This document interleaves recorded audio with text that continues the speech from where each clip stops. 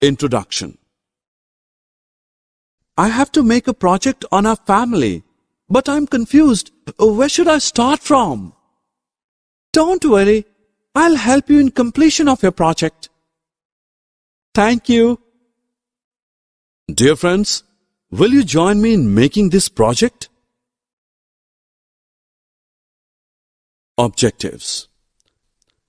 At the end of this course, you will be able to describe a family, understand the importance of a family, learn about nuclear, large, and joint family, and be able to differentiate among them.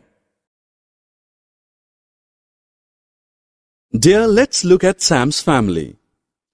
She is Sam's mother and he is Sam's father. Look, he is Sam's elder brother. Hey, look here. They are his parental grandparents. Now see, they are Sam's uncle and aunt. And they are his maternal grandparents. Sam lives with his mother, father, and elder brother. You know, this is an example of a nuclear family. Now look at this family chart. What do you notice? We notice that the parents with more than 2 children form a large family.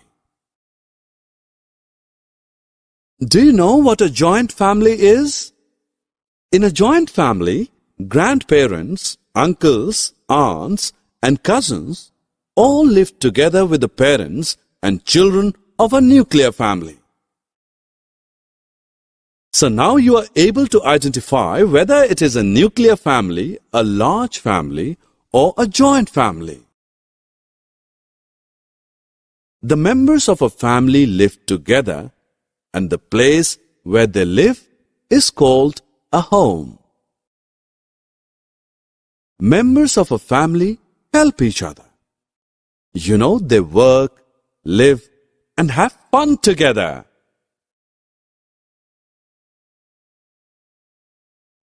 Summary. Now friends, let us summarize what we have learned.